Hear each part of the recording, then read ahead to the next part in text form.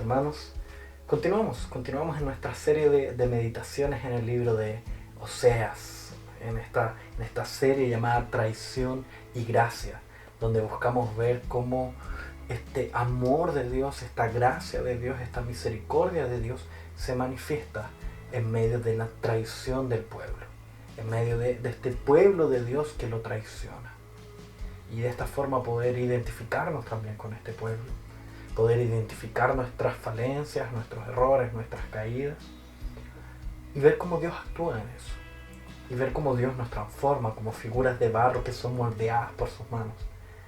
Entonces te invito a que podamos orar para que podamos comprender su palabra y colocarla por obra en nuestra vida, y también y especialmente poder tener un corazón humilde para comprender su palabra, que muchas veces puede ser bastante dolorosa, pero al mismo tiempo muy saludable. Así que oremos. Amado Dios, vamos delante de ti, humillados, Señor, y esperamos que tú continúes humillándonos, Señor. Ayúdanos a comprender cuáles son nuestras taras, nuestros pecados, nuestras caídas, Señor, para poder tomarnos de tu mano, aferrarnos de tu mano y caminar en este maravilloso camino que es Cristo, Señor. Por favor, ayúdanos, guíanos, instrúyenos, Señor. En nombre de Cristo Jesús oramos. Amén. Muy bien.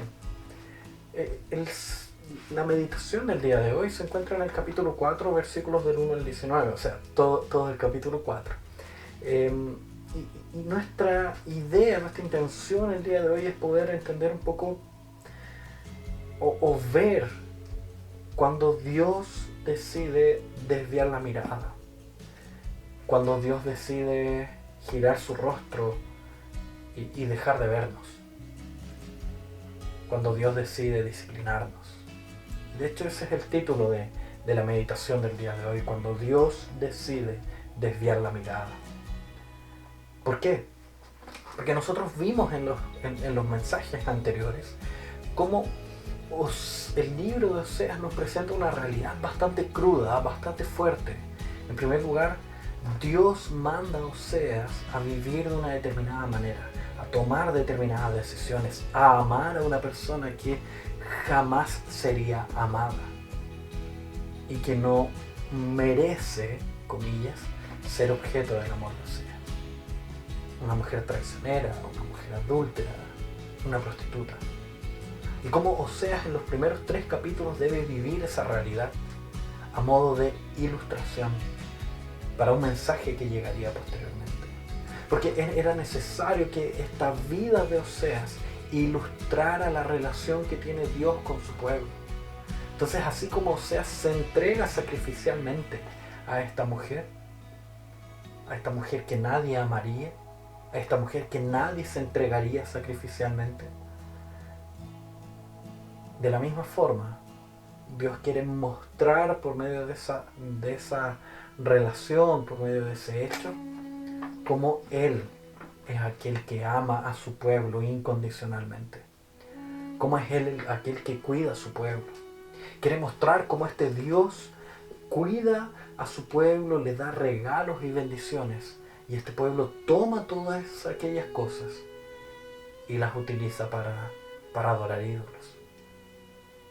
Así como esta mujer que tomaba todos los bienes del propio Oseas, todas las riquezas de Oseas, los regalos y las bendiciones de Oseas, para ir atrás de otros hombres. Y concebir hijos junto con otros hombres.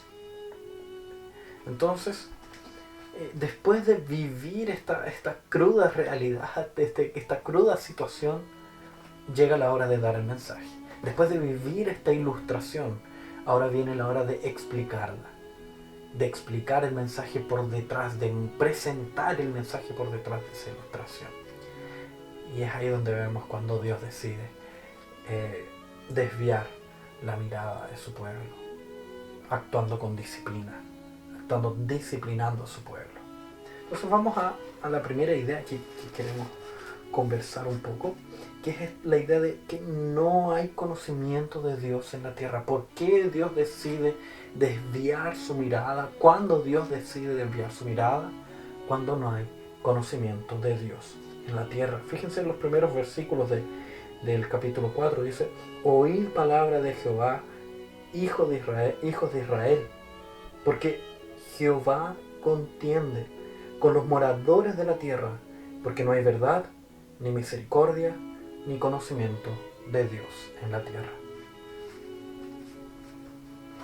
¿Qué es lo que ocurre?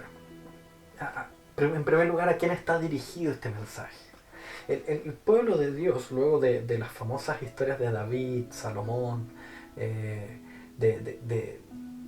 del mismo Saúl, nosotros vemos una división después de Salomón. Vemos que Salomón entrega el reino a uno de sus hijos. Y a partir de ahí se genera un conflicto a causa de los impuestos, y este reino se divide. El hijo de David o el hijo de Salomón se constituye un reinado a partir de ese linaje en el reino del sur o Judá, y en el reino del norte quedan algunos de sus generales formando otra nación, la cual es llamada Reino del Norte, o Israel, o Efraín, y otros nombres que ahí se mencionan. Entonces, en este Reino del Norte ocurre algo interesante. Inmediatamente se pervierte, inmediatamente se entrega y corre a los ídolos, inmediatamente se distancia del Señor. Y es ahí donde Dios, al ver esta podredumbre, decide actuar. Y uno de los tantos profetas que son enviados a esta nación es Oseas. Oseas profetiza 3 años antes de que la disciplina de Dios caiga sobre estos reyes, sobre esta nación, sobre este pueblo. El reino del sur no lo hacía nada de mal también. No lo hacía de una forma diferente. También inmediatamente se prostituye, inmediatamente corre atrás de los ídolos. Pero de vez en cuando surgían ciertos reyes redentores, reyes que llevaban el pueblo nuevamente a las escrituras. Entonces, en este contexto donde el reino del norte, que se había prostituido totalmente y nunca surgía un rey que hiciera lo bueno delante de los ojos de Dios, Dios decide disciplinarlos por medio de la utilización de una nación extranjera, el pueblo asirio. Y es ahí donde 3 años antes nosotros vemos esta profecía, a este pueblo rebelde, a este pueblo entregado a los ídolos, a este pueblo distante de la palabra de Dios. Y es ahí donde nosotros vemos la primera razón que Dios presenta en este mensaje, por la que Él decide desviar su mirada. Y es la que nosotros leímos en este primer versículo: la falta de misericordia, la falta de verdad y la falta de conocimiento de Dios en la tierra. Y es ahí donde, en esta primera evaluación, nosotros debemos mirar también a nosotros mismos. ¿Cómo ha sido nuestro actuar? ¿Cómo ha sido nuestra vida? ¿Cómo ha sido nuestro actuar como iglesia, como familia, como persona? La verdad está en nosotros, y ya que nosotros tenemos un conocimiento amplio de las escrituras, a diferencia de Oseas, que no tenía el todo de la revelación, nosotros sabemos a qué se refiere en verdad con esa palabrita, verdad. Nosotros sabemos que posteriormente vino alguien que dijo ser la verdad. Ese mismo dijo que la verdad nos hará libres. Nosotros sabemos que la verdad es el propio Cristo. Él dice ser la verdad, el camino, la verdad y la vida. Entonces, ¿cómo nuestro andar ha estado en esta verdad? ¿Cómo la obra de Cristo ha sido presente constantemente en nuestra vida? Y cómo esta obra de Cristo se ha aplicado en cada una de las áreas de nuestra vida, y a esto le llamamos misericordia. Cómo nuestra vida ha funcionado en relación a esta obra de Dios. Yo entiendo correctamente que Cristo murió por mí, y por lo tanto entiendo que fue necesario que la sangre de Cristo fuera derramada para salvarme y para limpiar mi pecado, y por lo tanto entiendo que mi pecado debe haber sido absurdamente gigante para que fuera necesario que Cristo mismo, el Dios hecho hombre, tuviera que morir para poder tener un poder suficiente para limpiarlo? Entonces esa comprensión me lleva a vivir de una forma diferente con aquellos que me rodean. ¿O soy aquella persona altiva? ¿O soy aquella persona que busca mirar a los demás por encima del hombro? Esa es la evaluación que debemos hacer al momento de aplicar esta primera idea. Puesto que este juicio de parte de Dios para con este pueblo viene precisamente por estos tres elementos que nosotros mencionamos en un primer lugar, que son la verdad, la misericordia y la falta del conocimiento de Dios en la tierra. Entonces la disciplina de Dios viene por esos motivos. Pero no son los únicos motivos por los cuales viene la disciplina de Dios. Hay otro motivo más, que es el que se presenta un poco más adelante, que se refiere a la idolatría. Fíjense, no solo existe esta idea de verdad, misericordia y conocimiento de Dios, que son eliminados, sino que también algo es colocado en ese lugar. O sabemos algo negativo, que esto es eliminado, y un elemento positivo, algo que es agregado. ¿Qué es eso que es agregado? La idolatría. Fíjense, en los versículos 9, 10, 11 y 12 dice así: y será el pueblo como el sacerdote, le castigaré por su conducta y le pagaré conforme a sus obras. Comerán, pero no se saciarán, fornicarán, mas no se multiplicarán, porque dejaron de servir a Jehová. Fornicación, vino, mosto, quitan el juicio. Mi pueblo a su ídolo de madera pregunta, y el leño le responde, porque espíritu de fornicaciones lo hizo errar, y dejaron a su Dios para fornicar. Aquí, más allá de estar hablando de la fornicación propiamente tal, de aquel pecado físico, de una forma más profunda se está refiriendo a la misma idolatría. Fíjense esa parte del texto que habla: mi pueblo a su ídolo de madera pregunta. O sea, mi pueblo, el pueblo que se llama por su nombre, es aquel que corre atrás de los ídolos, y corre atrás de los ídolos realizando preguntas. Es decir, estamos viendo personas absolutamente vacías, sin un sentido de vida, sin saber qué decisiones tomar, sin saber qué hacer en el siguiente paso, sin saber cómo actuar, sin saber qué decir. Y por lo tanto necesitan de una respuesta, necesitan de una solución, necesitan de una ayuda para poder tomar sus decisiones, para tomar las palabras, para tomar las riendas de su vida. Y es ahí donde, en vez de correr al Rey de Reyes y Señor de Señores, ellos van atrás de ídolos. Y es interesante la figura que utilizan. Dicen, le preguntan a ídolos de palo y el leño responde. ¿Qué quiere decir eso? ¿Quiere decir que de hecho un pedazo de madera hablaba y ellos escuchaban? No tiene nada que ver con eso. No tiene nada que ver con eso. Lo que está diciendo el texto es que estos hombres estaban tan enceguecidos, tan cegados por su maldad, por su pecado, que ellos mismos inventaban las respuestas de estos ídolos. Estaban tan desesperados por respuestas. Y por respuestas, fíjense en esto, respuestas irresponsables. Es decir, yo voy, consulto al ídolo, y el ídolo es aquel que me respondió, y por lo tanto esa es la decisión que estoy tomando. Y por lo tanto no es mi responsabilidad las consecuencias que tengan estas decisiones, las consecuencias que tengan estas palabras, las consecuencias que tengan estos actos. Son decisiones irresponsables, sin responsabilidad propia, porque es el ídolo quien lo dijo.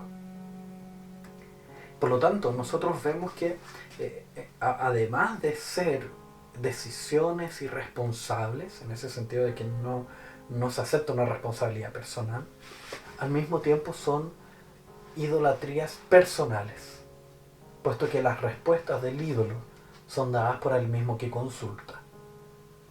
Es Él mismo el que crea las respuestas del ídolo. Entonces, en el fondo, lo que estamos viendo es una autonomía, autónomos, una ley propia. Yo hago mi propia ley, yo hago mis propias reglas, yo ordeno mi propia vida, pero al mismo tiempo necesito ordenarla sin responsabilidades, sin tener las consecuencias de mi toma de decisiones. Eso suena familiar, eso suena a presente contemporáneo, eso suena a posmodernidad, quizás puedas llamarlo. Eso suena a una juventud rebelde, eso suena a muchas cosas. Porque es parte de nuestra naturaleza. Es parte de nuestra naturaleza caída vivir de esta forma. Buscar y anhelar tener respuestas que acaricien nuestros oídos. Y que al mismo tiempo masajeen nuestro ego. Es necesario dentro de una naturaleza caída. Es anhelado aquello. Y que al mismo tiempo es esa toma de decisiones, esas respuestas que acarician nuestros oídos, que masajean nuestro ego, deben ser sin responsabilidades. Yo no puedo enfrentar responsabilidades por estas decisiones, porque no soy capaz, porque no me siento capaz, porque no quiero sufrir, porque no quiero cansarme, no quiero agotarme. Y eso ocurre con nosotros. Eso ocurre, lo vemos bastante recurrente en el mundo, pero también en nosotros. Vivimos de esa forma muchas veces. El evangelicalismo de nuestros días está lleno de eso, lleno de respuestas mágicas, con tal de no hacerse responsable de aquellas respuestas, con tal de no hacernos responsables de buscar en la palabra de Dios, con tal de no tener que cansarnos, no tener que estudiar, no tener que buscar e indagar en la palabra de Dios cuál es la mejor decisión, cuál es la mejor palabra, cuál es el cuidado que debo tener con mis hermanos, etcétera, etcétera. Vivimos vidas autocentradas, irresponsables e idólatras. Es parte de nuestro corazón quebrado.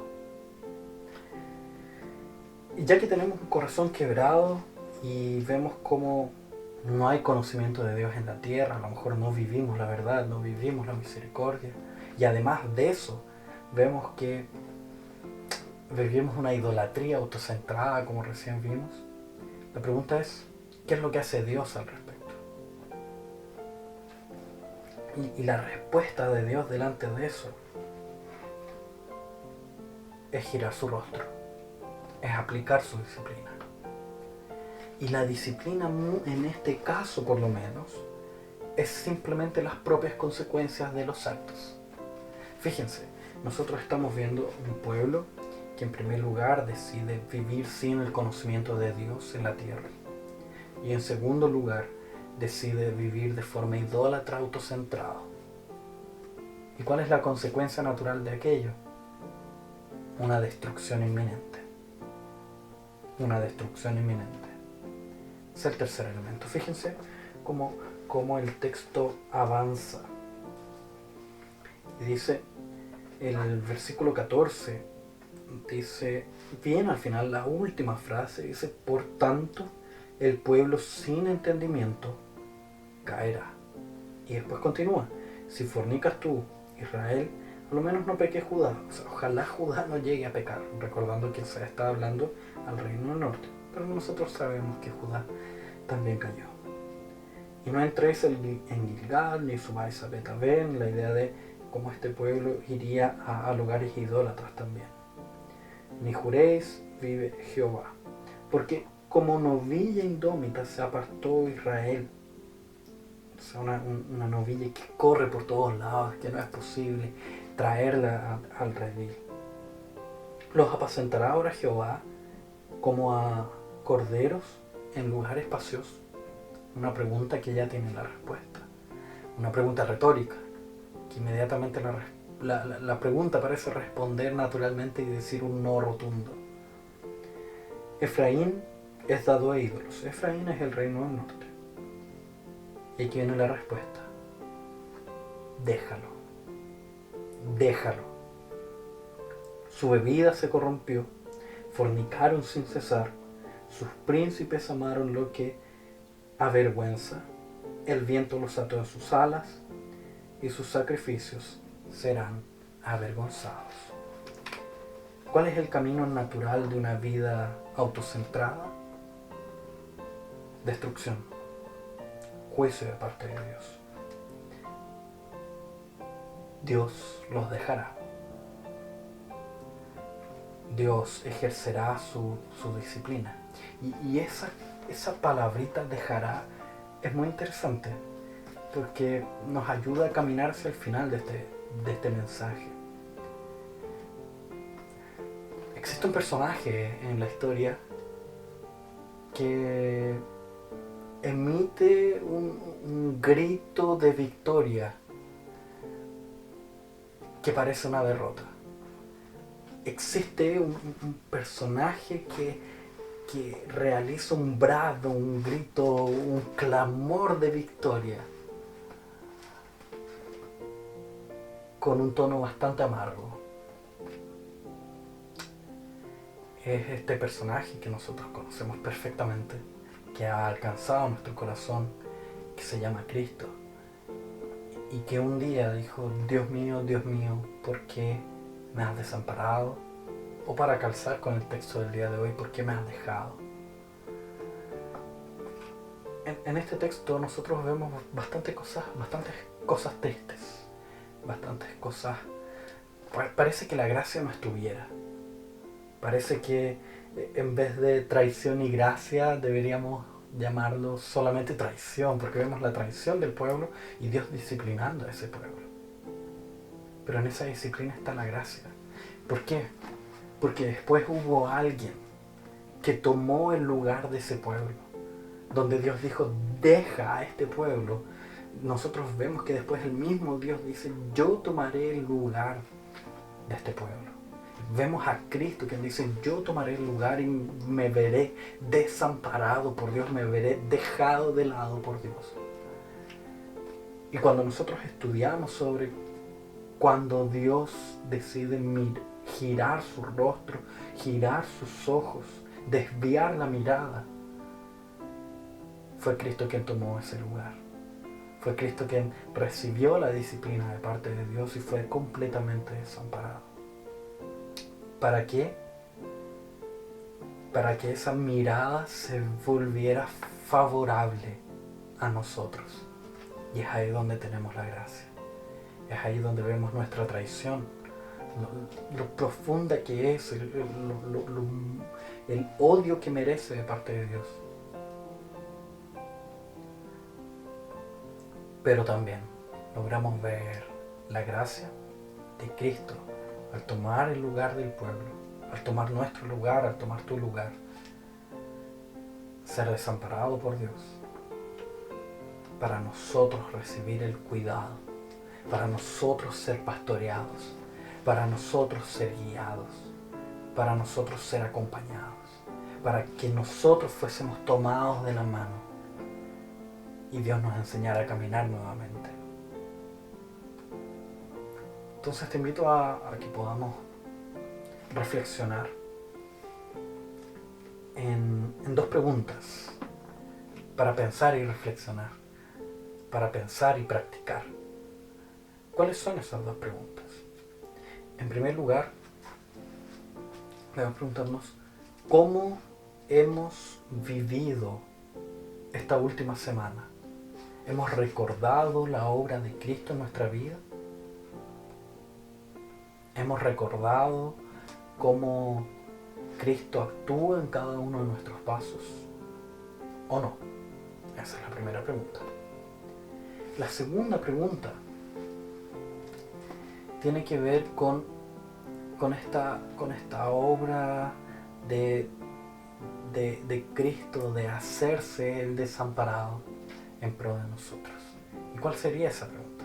Es ¿cómo nosotros podemos aplicar esta idea de compañía en un contexto de iglesia? ¿Cómo podemos hacer visible esta compañía de parte de Dios, ya que ya nosotros no somos dejados de lado? ¿Cómo podemos hacer visible esa compañía de parte de Dios entre nosotros como hermanos? Entonces, habiendo dejado esas dos preguntas, te invito a orar. Te invito a orar para que seamos continuamente acompañados por Dios. Oremos. Amado Dios, gracias te damos, Señor, por este momento de meditación, por este momento de estudio de tu palabra. Y te agradecemos, oh Padre, porque gracias a la obra de Cristo podemos ver lo mucho que merecíamos tu ira, pero al mismo tiempo podemos ver lo mucho que por medio de la obra de Cristo hemos recibido tu gracia. Gracias, Padre, por aquello. Gracias, Padre, por tu obra, por tu misericordia, por tu amor. Gracias porque Cristo fue desamparado para que nosotros pudiésemos ser abrazados por ti. En nombre de Cristo Jesús oramos. Amén.